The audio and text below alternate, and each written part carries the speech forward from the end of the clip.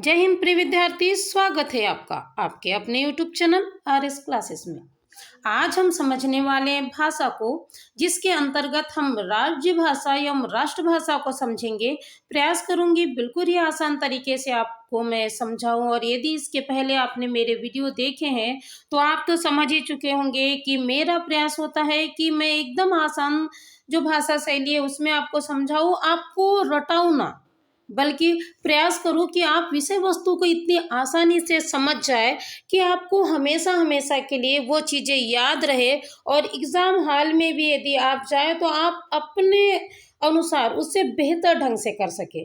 तो चलिए बिना समय गवाए हम समझते हैं भाषा को, राज्य भाषा को एवं राष्ट्रभाषा को। हो जाइए तैयार आप समझने के लिए इन तीनों जो भाषाओं के प्रकार जो मैं आपको समझा रही हूँ उसे। चलिए सबसे पहले हम समझ लेते हैं भाषा किसे कहते हैं। तो भाषा किसे कहेंगे? भाषा शब्द की उत्पत्ति भाष क्रिया से हुई है, जिसका अर्थ बोलना या कहना होता है। जिन ध्वनियों द्वारा मनुष्य अपने विचारों का परस्पर आदान प्रदान करता है वह उसकी भाषा कहलाती है। परिभाषा समझ गए आप कि हम जिस ध्वनि माध्यमों के द्वारा अपने विचारों का आदान प्रदान करते हैं, एक दूसरे को बोलते हैं, समझाते हैं, वो हमारी क्या कहलाती है? भाषा कहलाती है। जैसे कि मैं अभी आपको समझा रही हूँ और आप समझ रहे हैं, मैं हिंदी भाषा में आपको समझा रही हूँ और आप हिंदी भाषा में इसे बेहतर समझ रहे हैं, तो हिंदी हमारी क्या होगी? यह भाषा होगी जिसके माध्यम से मैं अपने विचारों को आप तक पहुंचा रही हूँ और आप मेरे विचारों को आसानी से ग्रहण कर रहे हैं। उम्मीद है समझ आ गई होगी आपको। परिभाषा क्या है कि मनुष्य अपने विचारों को जिन ध्वनि माध्यमों के द्वारा अभिव्यक्त करता है वह क्या कहलाती है? उसकी भाषा कहलाती है। अब आगे देख लेते हैं हम भाषा की विशेषता क्या है। भाषा की विशेषता आप बिल्कुल एग्जाम में आता है, इसे ध्यान दीजिएगा। पहली जो विशेषता वह ये है कि भाषा पैतृक संपत्ति नहीं है, अपितु अर्जित संपत्ति है, क्योंकि यह सीखी जाती है। यह धन की तरह माता पिता से अचानक प्राप्त नहीं होती। ये तो आप भी मानते ना कि भाषा हमें हमारे पूर्वजों के द्वारा, हमारे माता पिता के द्वारा हमें प्राप्त नहीं होती, बल्कि हम जिस जिस परिवेश में जाते रहते हैं हम वहाँ से भाषा का क्या करते हैं? अर्जन करते हैं, हम उसे सीखते जाते हैं। आपने देखा होगा कि बचपन में आपकी भाषा कुछ अलग थी, थोड़े बड़े हुए वह, क्योंकि आप जैसे जैसे लोगों के संपर्क में आते हैं, अन्य अन्य क्षेत्रीय लोगों के संपर्क में आते हैं, तो आप क्या करते हैं? उन भाषा को सीखने लगते हैं। तो इसीलिए भाषा हमारी पैतृक संपत्ति नहीं है, बल्कि भाषा हमारी क्या है? अर्जित संपत्ति है। मुझे लगता है आपको कोई परेशानी नहीं होगी पहली विशेषता में। दूसरा देखिए, भाषा आरंभ से लेकर अंत तक सामाजिक वस्तु है। बिल्कुल सही बात है, क्योंकि हम देखते हैं कि हमने जन्म से लेकर अंत तक हम लोगों के द्वारा, समाज के द्वारा क्या करते हैं? भाषा को सीखते हैं। इसीलिए भाषा क्या है? कोई व्यक्तिगत वस्तु नहीं है, बल्कि क्या है? सामाजिक वस्तु है, क्योंकि समाज के द्वारा हम भाषा को क्या करते हैं? ग्रहण करते हैं और उन्हें देते हैं।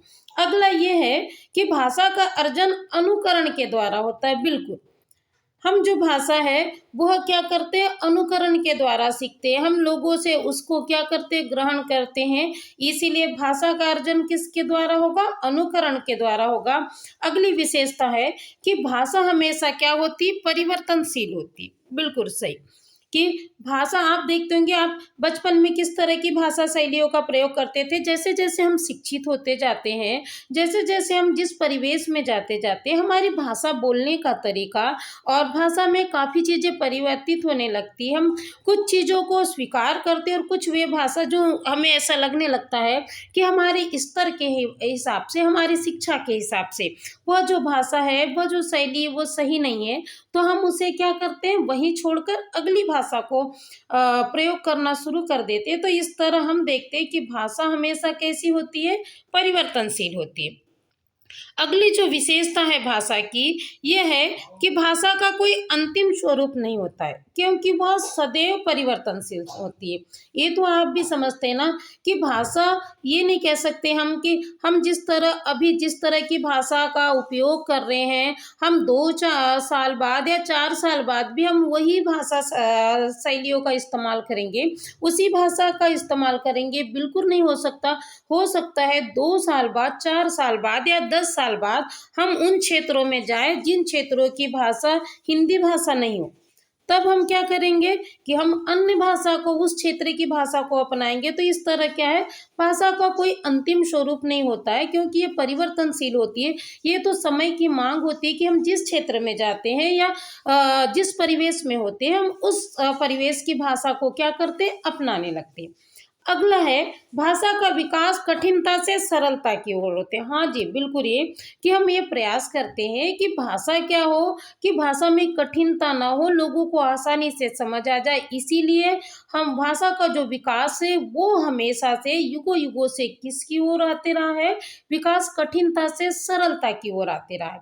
तो मुझे उम्मीद है आपको भाषा की परिभाषा, साथ में भाषा की जो विशेषता है वो आसानी से समझ आ गई होगी। चलिए अब हम देखते हैं राजभाषा किसे कहते हैं। राजभाषा अर्थात सरकारी कामकाज की भाषा। भारतीय संघ की भाषा को अंग्रेजी में ऑफिशियल लैंग्वेज कहा जाता है। भारत का संविधान बनाते समय हिंदी को राजभाषा माना गया है। हिंदी 7 राज्यों की राजभाषा के रूप में प्रयोग की जाती है। ठीक है, आपको समझ आ गया राजभाषा किसे कहते हैं। राजभाषा किसी भी राजभाषा उसे कहते हैं कि जो किसी राज्य की क्या हो, कामकाज की भाषा हो, प्रशासनिक तौर पर जिसका उस राज्य में कामकाज के लिए, सरकारी कामकाज के लिए, शिक्षा के लिए, साथ ही मनोरंजन के लिए वो उस राज्य में विस्तृत रूप से उपयोग किया जा रहा हो, वह उस राज्य की क्या कहलाती है, राजभाषा कहलाती है। और आपको पता है कि भारत क्या है, संघों का देश है, इसीलिए यानी राज्यों का देश है। कई राज्य मिलाकर क्या हुआ है, भारत का निर्माण हुआ है, भारत देश का निर्माण हुआ है। तो ये भी आपको पता है कि अलग अलग राज्यों की जो राजभाषा है वह कैसी होती है, अलग अलग होती है। और यहाँ जो हमारी जो राजभाषा है, आपको पता है हम मध्य प्रदेश के निवासी है, तो मध्य प्रदेश की निवासी होने के कारण हमारी जो राजभाषा वह क्या है, हिंदी है। मगर इसके साथ साथ मैं आपको बता दूं कि हिंदी राजभाषा है और राष्ट्रभाषा के रूप में हम प्रयोग जरूर करते हैं, मगर संविधान के तहत जो हिंदी है वह क्या है, हमारी राजभाषा है। और यदि एग्जाम में आपको पूछा गया कि हिंदी राजभाषा है या राष्ट्रभाषा, तो आप बिल्कुल लिखिएगा कि हिंदी क्या है, राजभाषा है। चलिए विशेषताएं देख लेते हैं, राजभाषा की क्या क्या होनी चाहिए। एक तो सबसे पहली विशेषता है, आप परिभाषा पढ़ चुके हैं, यह सरकारी कामकाज की भाषा होती है। राजभाषा जिस भी राज्य की होती है वो उस राज्य की क्या होती है, सरकारी कामकाज की भाषा होती है। दूसरी क्या है, कार्य, निर्णय, शिक्षा का माध्यम, रेडियो और दूरदर्शन में राजभाषा का प्रयोग किया जाता है। सरकार के द्वारा, जिस राज्य की सरकार होती है, उस राज्य की सरकार के द्वारा जो भी कार्य का निर्णय लिया जाता है उस राज्य की राजभाषा में लिया जाता है, ताकि लोगों को वह भाषा समझ आ जाए, वो नियम, वो नीतियाँ समझ आ जाए।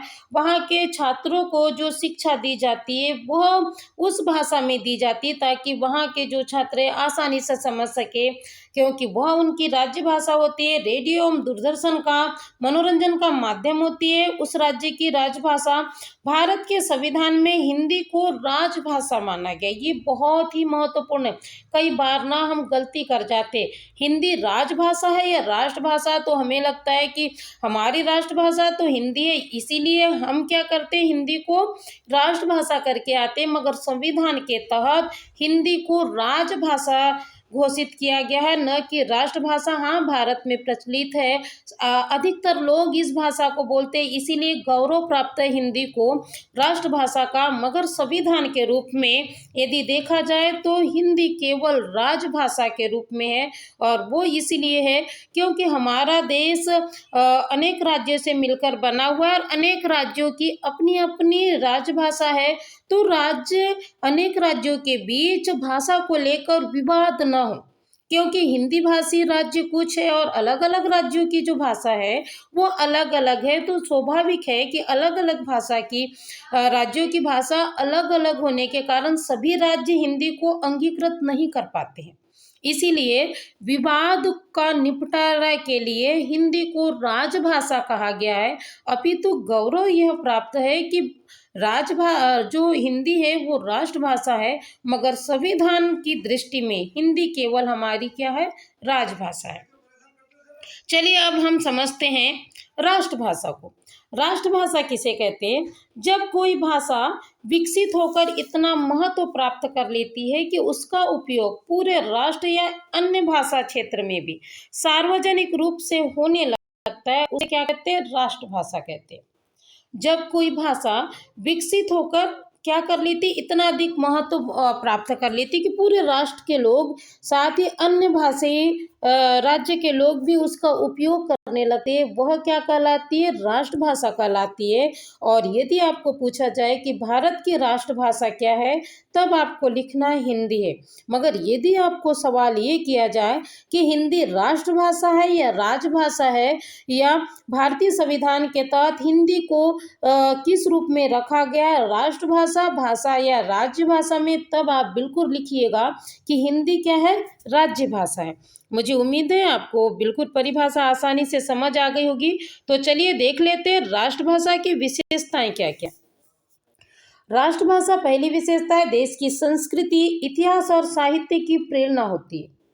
ये तो आपको भी पता है कि किसी भी देश की जो राष्ट्रभाषा होती है उस देश की संस्कृति का परिचायक होती है, उस देश के इतिहास और उस देश के साहित्य की प्रेरणा स्रोत होती है, क्योंकि इसी के माध्यम से संपूर्ण देश अपनी संस्कृति, अपने साहित्य और इतिहास को समझ पाता है।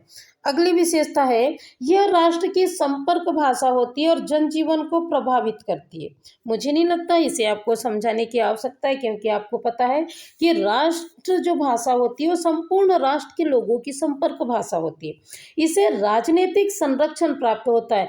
राष्ट्रभाषा में कोई भी राजनीतिक पार्टी किसी भी तरह का विवाद नहीं करती, क्योंकि सभी जो राजनीतिक पार्टियों के तहत राष्ट्रभाषा को सुरक्षा प्रदान होती है, संरक्षण प्राप्त होती है। इसलिए यह निर्विवाद रूप से राष्ट्र के लोगों की संपर्क भाषा होती है। अगला है, इसका अपना साहित्य होता है। ये भी सही बात है। जिस तरह हमारी जो हिंदी है वो राष्ट्रभाषा, और आपको पता है हिंदी का जो साहित्य है वो प्रचुर मात्रा में है, यानी जिस देश की जो राष्ट्रभाषा होती है उसका अपना साहित्य कोश होता है। यह शिक्षा, प्रशासन और जनसंपर्क की निर्विवाद भाषा होती है। राष्ट्रभाषा किसी भी देश की जो राष्ट्रभाषा होती है वह उस देश की शिक्षा का माध्यम होती है, साथ ही प्रशासनिक कार्यों की भाषा होती है, जनसंपर्क की निर्विवाद भाषा होती है। उस भाषा पर किसी भी तरह का विवाद नहीं होता है। मुझे उम्मीद है आपको राष्ट्रभाषा की विशेषताएं भी आसानी से समझ आ गई होगी। और यदि आपको राजभाषा और राष्ट्रभाषा आसानी से समझ आ गया है तो एक बार देख लेते अंतर। वैसे मुझे बताने की तो आवश्यकता नहीं, क्योंकि आप आसानी से राष्ट्रभाषा एवं राजभाषा में अंतर लिख सकते हैं, समझ सकते हैं। फिर भी जो लोग नहीं कर पाएंगे वो एक बार इसे नोट कर लीजिएगा। क्या होगा, राष्ट्रभाषा एवं राजभाषा में अंतर हम समझ चुके हैं ना। बिल्कुल देखिए, पहला जो अंतर होगा ये कि जो राष्ट्रभाषा है वह भाषा जो संविधान द्वारा स्वीकृत पूरे राष्ट्र की भाषा हो, राष्ट्रभाषा कहलाती, जबकि राजभाषा उसे कहते हैं जो सरकारी कामकाज की होती है। दूसरा है, राष्ट्रभाषा को प्रशासनिक जो उपयोग है वो बहुत अधिक होता है, जबकि राजभाषा किसी एक या एक से अधिक राज्य तक सीमित होती है। अगला है, राष्ट्रभाषा को अंग्रेजी में नेशनल लैंग्वेज तथा राजभाषा को ऑफिशियल लैंग्वेज के रूप में जाना जाता है। ठीक है, आप समझ गए ना, बिल्कुल आसानी समझ गए होंगे। तो मुझे उम्मीद है इस तरह आपने आज भाषा को पढ़ा है, राजभाषा को पढ़ा है, राष्ट्रभाषा को पढ़ा है। और मुझे उम्मीद है यदि एग्जाम में इससे संबंधित यदि आपको वैकल्पिक प्रश्न आते हैं, अति लघु उत्तरी प्रश्न आते हैं, या आपको भाषा की विशेषताएं पूछी जाती है, राष्ट्रभाषा की विशेषताएं पूछी जाती है, तो आपको आसानी से ये सारी चीज़ें बिल्कुल समझ आ गई होगी और आप बेहतर बेहतर उसे एग्ज़ाम में कर सकते हैं। तो इसी शुभकामना के साथ कि आपका भविष्य उज्जवल हो और आप बेहतर होते चले, आप कामयाबी को पाए और एक बेहतर मुकाम को प्राप्त करें। इसी शुभकामना के साथ धन्यवाद।